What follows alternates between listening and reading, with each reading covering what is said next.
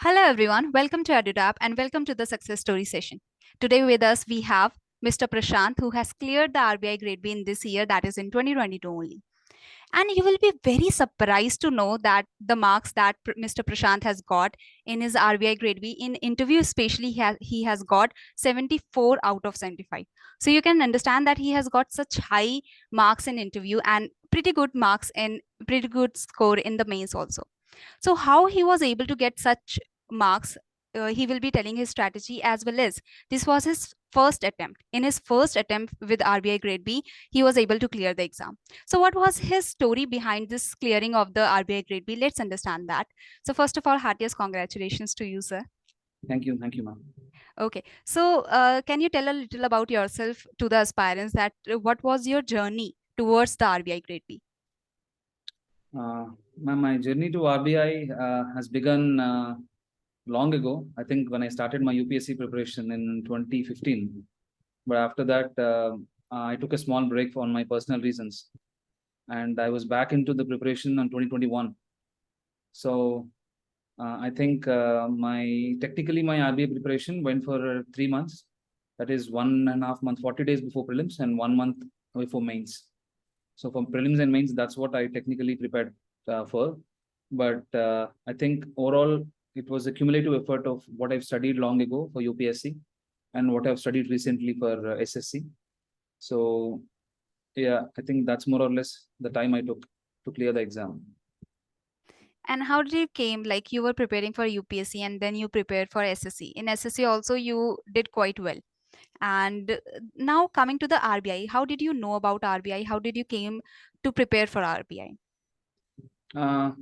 Ma'am, I had my interaction with RBI began way back in 2012 when I conducted BITS RBI interface at college level. So I had some association with RBI. मुझे पता था what RBI looks like. How I used to go to RBI library in Hyderabad. So it was a beautiful library. So I had a bit of interaction with the RBI managers back then. So I was interested in RBI, but never bothered really about it till recently in 2021 when I really gave it a serious thought. So when I'm already studying for SSC, and the prelims of RBI is more or less about quant, reasoning, and English, apart from the GA. So I thought this would really be a good opportunity for me to enter into the RBI preparation. Okay, so we can say that your preparation for the other exams and your interest towards RBI took you to the RBI Grade B exam. Yeah, that's more or less how it is. And you talked about that like 3 months of the preparation you did for the RBI Grade B. So, Yes. and in the 3 months you were able to clear the RBI Grade B, though the previous struggles you had that also like helped you clearing the RBI Grade B. Can you Yeah. tell a little like how the previous attempts in the UPSC in the SSC helped you in RBI? Ma'am, the descriptive part of RBI, which is the mains descriptive, I think that's more or less in sync with what UPSC expects you to study, UPSC mains.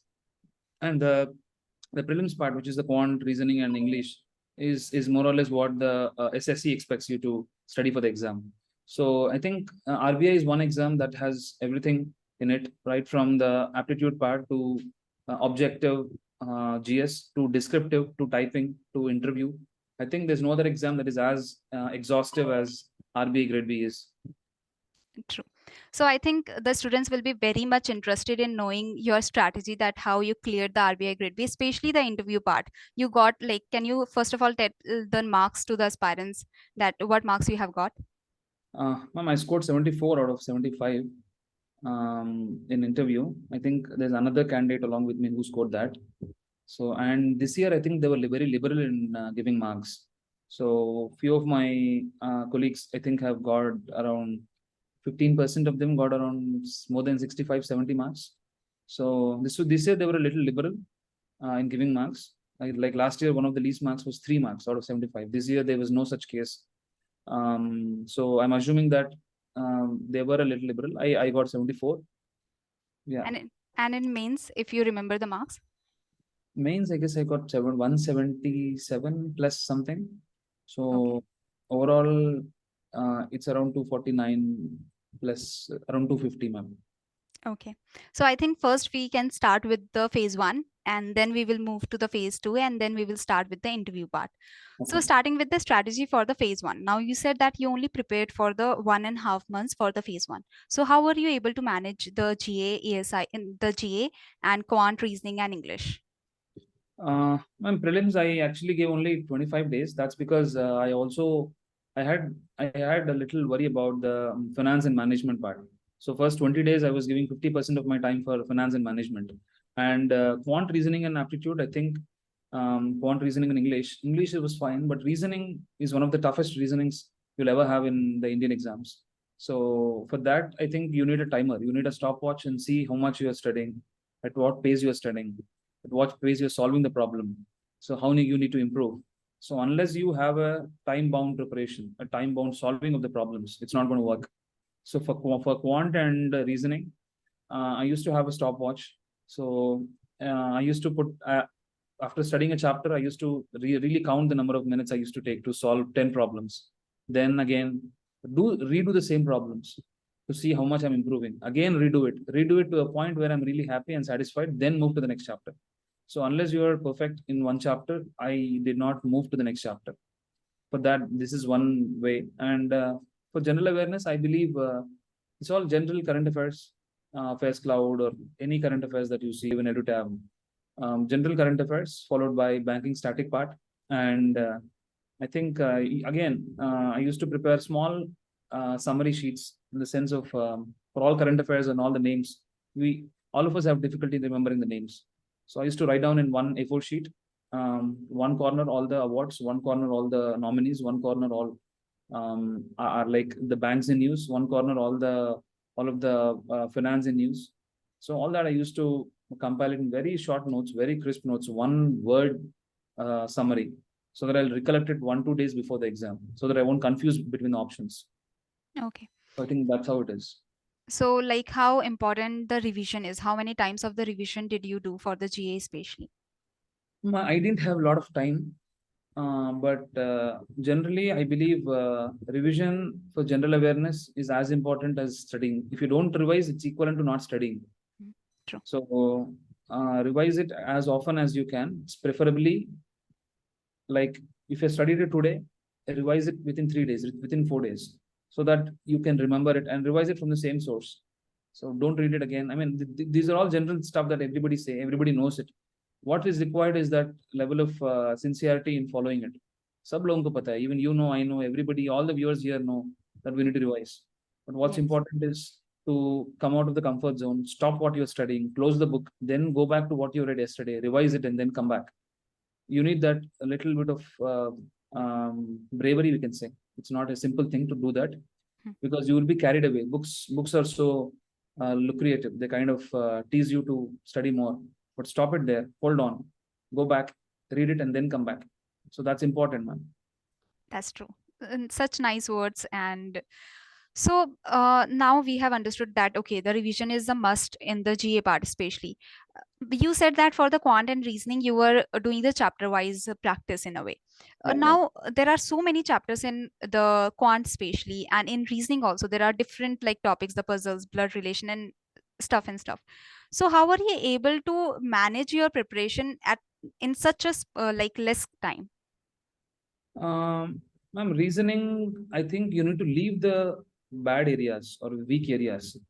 RBI is such exam, you don't need to score exceptionally high in the prelims exam. So you need to leave the areas that you're weak at, Hmm. strengthen the areas you're strong at, in such a way that I think you need to easily clear the cutoff, and it will only the strong areas will add to the overall cutoff. Hmm. If you start wasting your time on your weak areas, I think it'll be of no use. So for these three areas, my suggestion would be first leave the weak areas. If you have 4 months for the exam, fine, go ahead, strengthen your weak areas. But once the notification is out, once you have exam in 2 months from now, stop all the weak area preparations. I might sound very rude, but it does make sense when you clear the exam for prelims, because prelims is all about clearing the sectional cutoff. Overall cutoff you can score, because if you're strong in one area, general awareness, I think everybody scores good in general awareness. What matters is leaving the weak areas in quant, and then you focus those just 5-6 questions that are you're strong at. so that you can easily clear the cutoff. Whatever you're doing, you do it with perfection in the strong areas so that there'll be no scope for error. Okay. And how important do you think the mock tests are?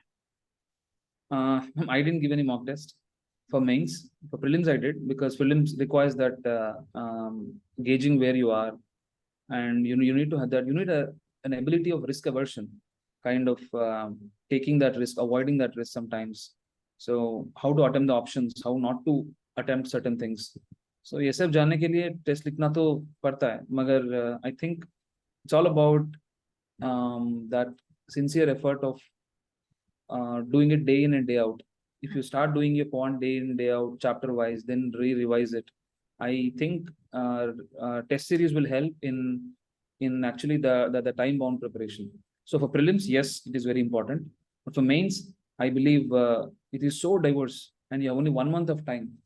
If at all the RBI mains had 3 months of time rather than one month like UPSC, I would have said, yeah, mains is test series is important. But for mains, I'm not able to recommend that.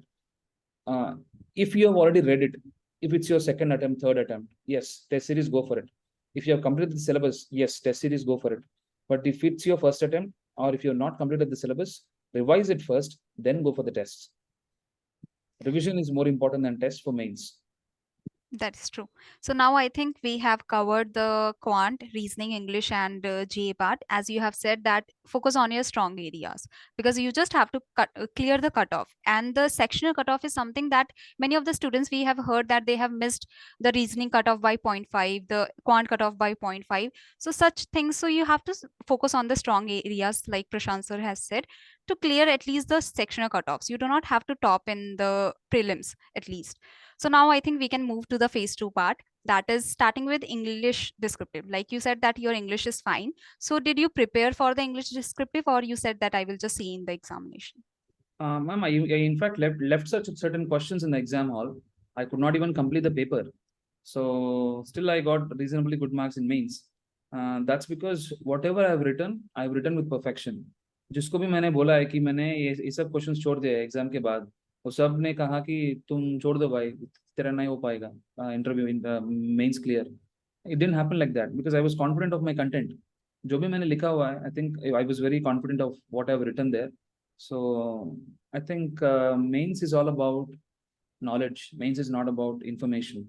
So जो भी information हमें पढ़ लिखा है, हमें पढ़ा हुआ है, वो सब दिमाग में है. You need to process that and put it in the right place at the right time. So I remember quoting having used many quotations in English descriptive. I have used certain anecdotes or even data points in ESI. And for finance, it was only about information processing. That is fine.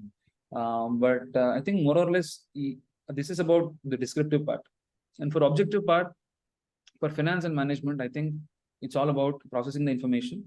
You read a lot of information, then try to retain the information, then you represent the information in the exam.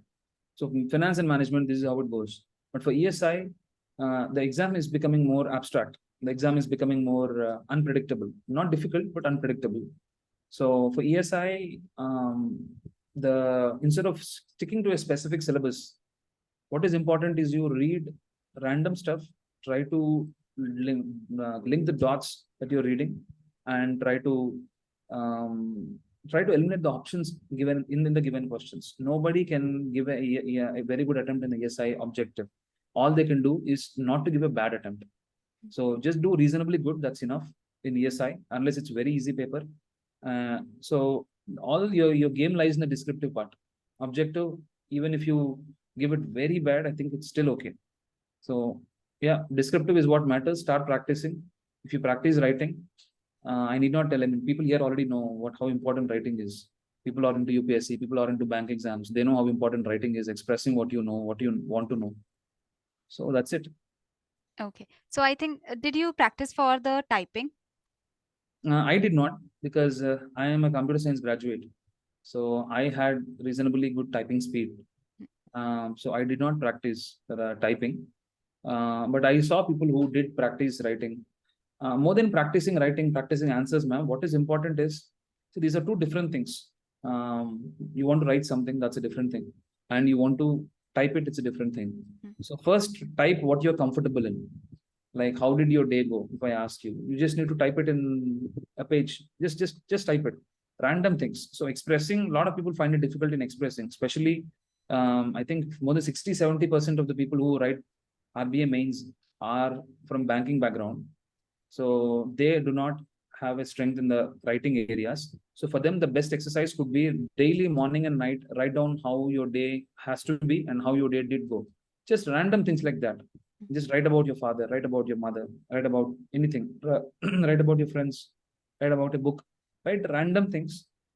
Just express what you want to say. Anything you're comfortable in, not related to subject. Subject के बारे में test series में लिख सकते हो, but not here. So just be comfortable in writing, typing. I think that's important. Okay. It's like I can understand that how you gave the interview and how you got the 74 out of 75 marks, because it's very hard to hear, like if you are speaking, it's like we are hearing very like with focus. I can understand that how you got 74 marks means such like it's like amrit beh raha hai aur sunte jao. So that kind of thing is coming. So that is really nice. And that is, I guess, that comes from practice. Like you have prepared for UPSC and you have prepared for SSC. So I think it just flows, the thought process just flows and the knowledge just flows when you speak. So that is really nice to hear. So I think now English, okay, you said that you didn't have to practice much, but still your typing speed was also good. Now for the new aspirants that are very confused, that which I should attempt first, the essay should I attempt first, the RC or the press C? Okay, so I personally see when you, ma'am, this comes from the practice of the paper. You at least gave an attempt of 2 papers before your mains. You will know what is your strong area, what is your weak area. Once you know your strong and weak areas, some people may actually find essay as a very strong area. वो पहले लिख सकते हैं essay. But if at all, some people are really scared of essay. So, and if the question paper has something you're comfortable in, write it down. If it's not something you're comfortable in, attempt it at the last. So rather than saying what to attempt first and what to attempt last, I would say whichever you're confident, attempt it in the first. Whichever you're not confident, attempt it in the last. True. Because the difference between that 1 mark of the one who is selected and the one who is not selected is the confidence. He attempted with confidence. This guy attempted without confidence. He was scared of it. So confidence took him down, not his information or knowledge. So that should not stop us. So if you're scared of English, I think come out of that first. Write whatever you're comfortable in. At the end, whichever you're uncomfortable in, that's okay. Whatever you're comfortable in, that will give you marks. That will make you clear the cutoff. True. So I think the English part we have completed. Now I guess we can move to the ESI part, especially. Now you said that the ESI objective is something that is typical, and most of the students find it hard. So like if it is not going very good, then only it will be like like you should be comfortable with it. But now the part is like how you prepared for the ESI. How many months of the general awareness or ESI did you do? Ma'am, I think I did because for prelims we'll anyway read 3 months of current affairs for 4 months probably, and after that we have 2 months. That is the month in which prelims happen and the next month. So I think 6 months of current affairs. I think I did it that much. But पता नहीं questions कहाँ से आए हैं, because they were all very random questions. So if you are not surprised by ESA paper, that is a surprise. So the question paper is designed to surprise you. So be ready for it. So 6 months of current affairs is fine. But you need to see the most important events previously and schemes and all that, I mean, schemes 6 months में कुछ नहीं बदलेगा. जो 2014-15 में schemes हो सकते हैं वो भी पूछा जाता है. So 2014-15 schemes may not be so important now, but for the exam they are important. Sometimes the questions that are released just 1 month before the exam are important. So schemes, I have taken a special care. I have done it randomly. I've done it from ministry sources. I've done it from Vision IAS. I've done it from other sources, EduTap sources. So so there are many sources from which I did ESI. There's no one specific source. But ESI paper, the economic angle, the unemployment, certain these areas, I think any standard book will do. From any standard book. So for static part, yes, cover it from any static book. And for dynamic part, cover 6 months of current affairs. And the third area is schemes. If you're doing schemes very thoroughly, and completing it off even in a minute manner, there I think from this year, all institutions and all academies will start focusing more on the schemes, which was not a primary area of focus, because the exam had so many diverse areas that was asked upon. Yes. Yeah. Now, when you were talking about the static part, there was a question that came even in my mind. What we have seen in the previous two RBI Grade B exams is that the ESI static questions are not coming in the objective. So, how important the ESI static becomes? Like now, it is not coming in the objective, we can say. So, Yeah, yeah. That's how an exam evolves, ma'am. Exam, like even UPSC evolved like that from 2008, 7, sorry, 2017. The pattern of asking was changed. From last year, 2020, the RBI asking has changed. From 2018, SSC, the way the exam happened changed. This happens for every exam. There'll be a point after which the exam perception changes, and the exam asks you, demands you more than just the static part. So RBI has crossed that level. So ESI static padne se, I don't think it will help a lot. And yeah, questions have stopped. That doesn't mean next year they don't ask. You must be prepared. Just पढ़ के छोड़ दो. उसके बाद I don't think there'll be so much of focus on it. But what helps really is when you write an answer, you need to be very crisp. उसके लिए I think static part helps. okay. If you have, like, in interview, you'll be able to express your views, but in the descriptive, what you write there reflects your personality. So to write a definition of unemployment, you cannot use more than 5, 6, or maximum 8, 9 words. If you're using a full paragraph to write what is unemployment, you are going wrong somewhere. So unless your foundation is strong, unless your static is strong, your descriptive will not go well. So we can say that ESI static is more important from the descriptive point of view. Yeah, descriptive conclusions, descriptive introductions and conclusions can more or less be decided by your foundation at the static level. Yeah, but too much in-depth knowledge is not needed. Like I have seen some students that are preparing for ESI static for like months, like 2 to 3 months, they are putting into it, like understanding all the basic concepts. So like that is not important. Just having a clarity. I've done economy years ago. For SSC, there was no economy. The last time I touched an economy book was in 2018, 19. Mhm. And since then, I didn't touch it. But it was okay. I didn't score anything less in ESI. True. So ESI static part is really not so important.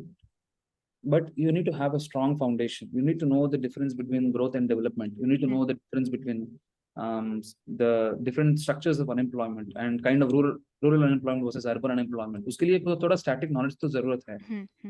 Yeah, but too much in depth you shouldn't go. Yeah, yeah, That yeah. is there. Okay, so I think the ESI we have covered in a way. Anything do you want to say about the ESI descriptive separately? Like the means you have talked a lot about the descriptive in a way, but anything message that you want to give for the descriptive ESI and FM both, if we say. Try to use something different. I mean, try to write something different. Each syllabus is not really a Bible. A lot of people say that. I disagree, but whatever is in the syllabus, at least that you need to prepare. And uske liye, at least that you need to prepare in an innovative way. You're reading about unemployment. Just don't read random unemployment stuff. Read what Amartya Sen has said about unemployment. Read general. Have one or two Nobel laureates. Now we have Abhijit Banerjee. So just see what are they saying about these areas of ESI. So have that unique material that will add some value to your content. Because 5 questions, let's say, and you have 2, 3 marks each question, it will add a lot of value. So, and 2, 3 marks is really just comes by one important innovative line that will add a lot of value to your marks. True. Yeah. So now coming to the FM, now you do not have the finance management background, and you studied only 3 4 months for the RBI, we can say 3 months. So now finance management is something that you must not have studied like in depth in the UPSC or SSC, I can say, like Yeah. especially management. So how were you able to clear Where that? EduTap has helped me. The EduTap notes, summary sheets on finance and management. And they were also, I also saw RBI notification summary, RBI notification summary of EduTap. Okay. So apart from this, I believe more or less my preparation was based on that. And so for that, and the time is very limited. Hmm. You have an option to choose between the other subjects and F&M. So I have chosen F&M to do it from my mind maps. So I've prepared the mind maps that EduTap already has. I've added stuff into that. Finally, for the entire chapter, I'll have only 3-4 pages material. So this usually people follow in UPSC. They don't follow in state government exams because you have a lot of time. But here also there's a paucity of time. So because of the paucity of time, the importance of short notes becomes even more important here. So I prepared this summary sheets. I read summary sheets. Then I have summarized the summary sheets into the mind maps, and I had only mind maps. Before exam, I read nothing but mind maps. All the summary sheets were in the dustbin. So only the mind maps were there, and I used to revise them just before going to the exam. Okay. 2 days before the exam, I saw only mind maps, nothing else. Okay. So we can say that the summary sheets of EduTap, then you summarize them also, and the mind maps that EduTap provides, you just wrote everything, like made your own notes from there, Yeah, and through that you were able to revise in crisp manner. yeah, So that's it. that is really nice. And now coming to the descriptive part of the finance and management. Now it was more from current affairs, I can say, like there was one question that was static, the GFC, that is the global financial crisis. Other than that, the financial stability report was there in a way in the exam, as well as there was one other question that was also LTRO, like that was also there. So how were you able to manage that things in the exam? Ma'am, when I read the current affairs, Hmm. firstly, I read some newspapers. The day I started RBI preparation, I knew I was not in a very advantageous position Hmm. compared to a lot of people.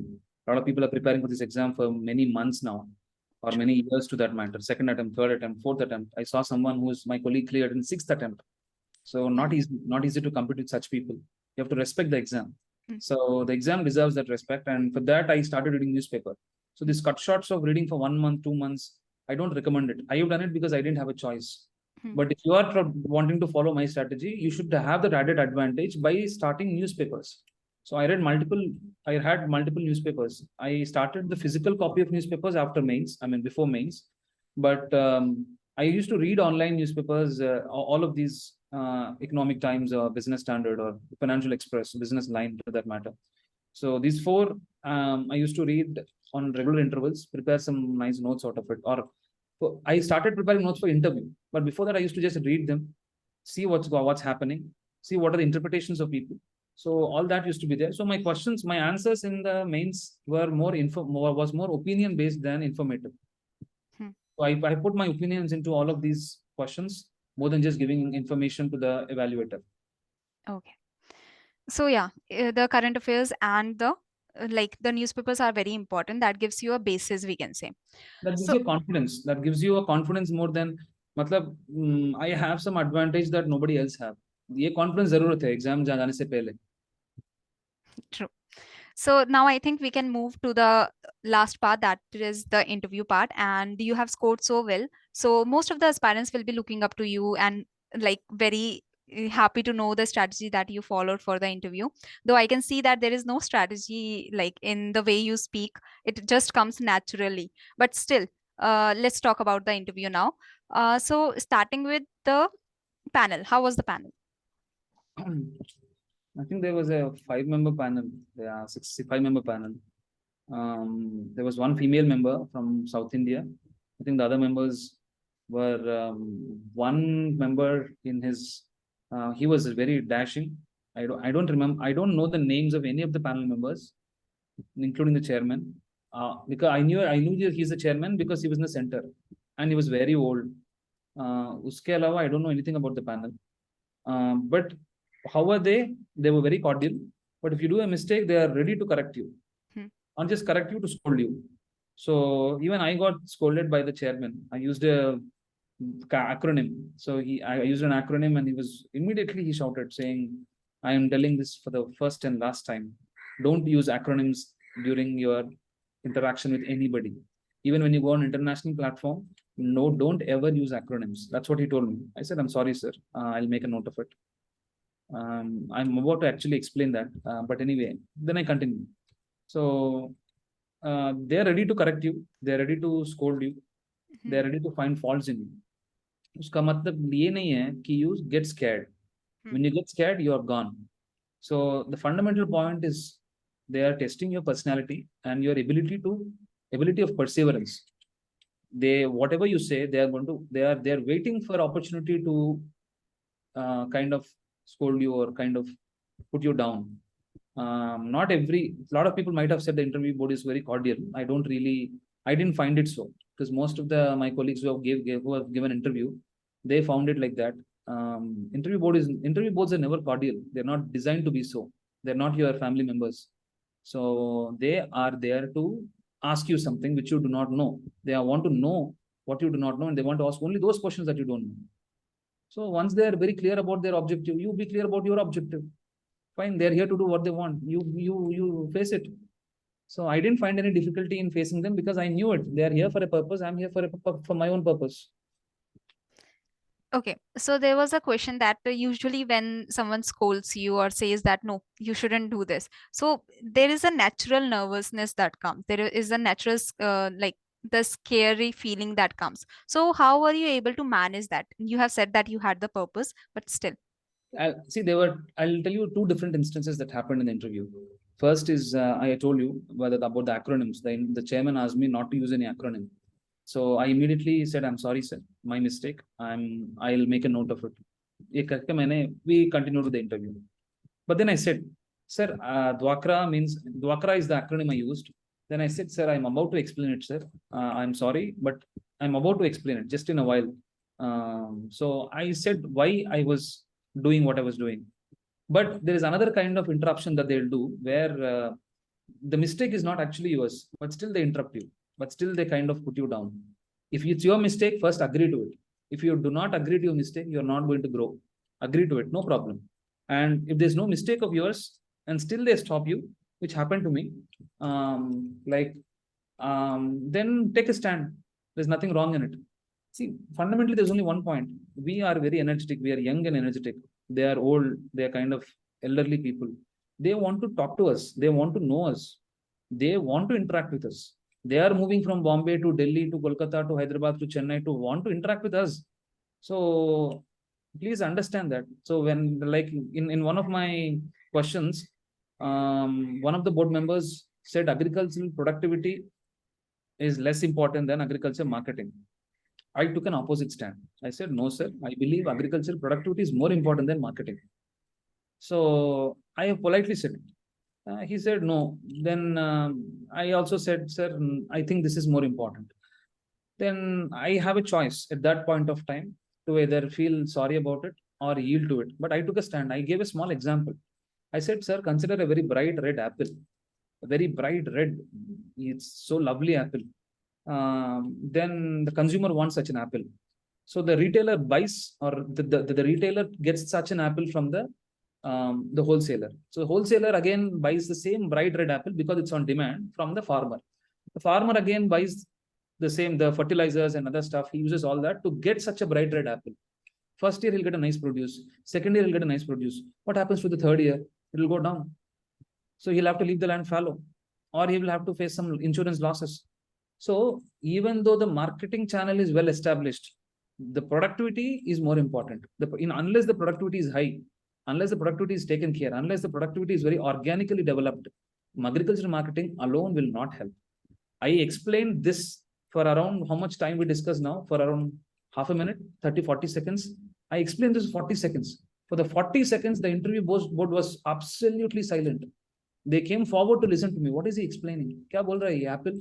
So the South Indian lady that was there, she just came forward like this. She was so interested. She was nodding her head like this.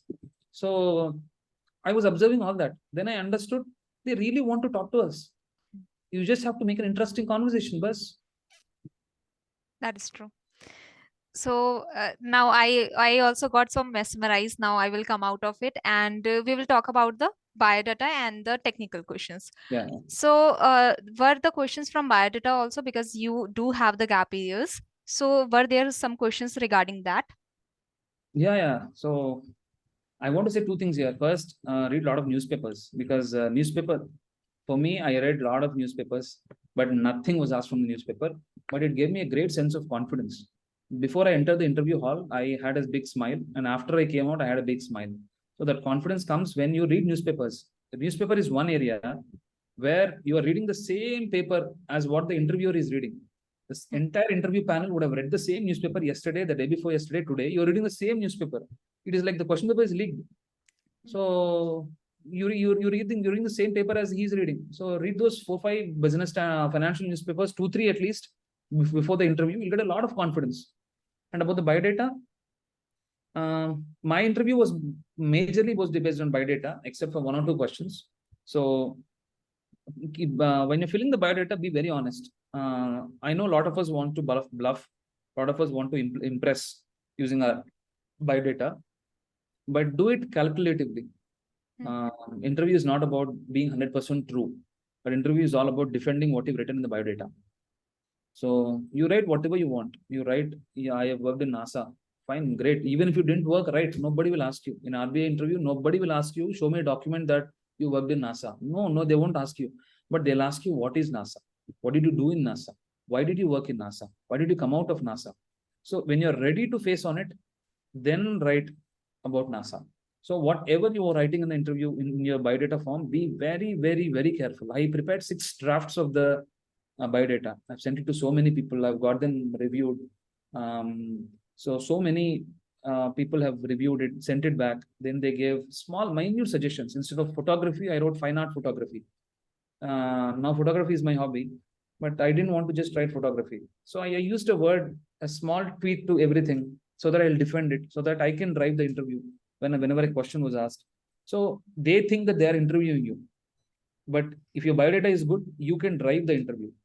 They are only puppets, I can say. The interview board will do what you write in the biodata to do. So biodata is the constitution. They are the agents of the constitution, I can say. It's a funny analogy, but that's how it is.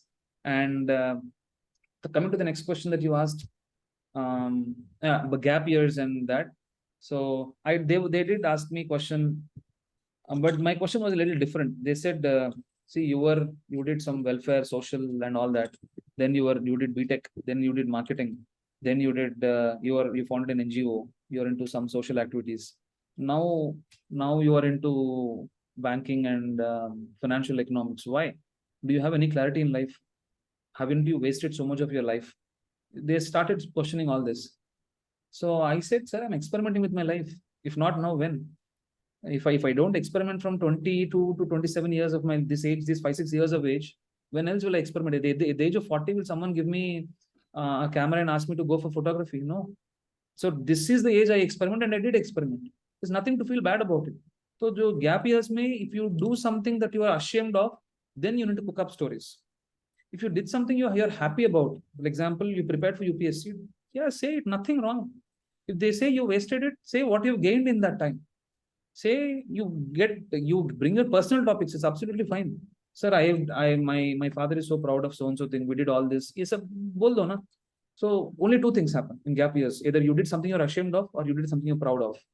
If you did something you're proud of, write it in the interview, defend it there, and tell what you have done has some value to what your personality is.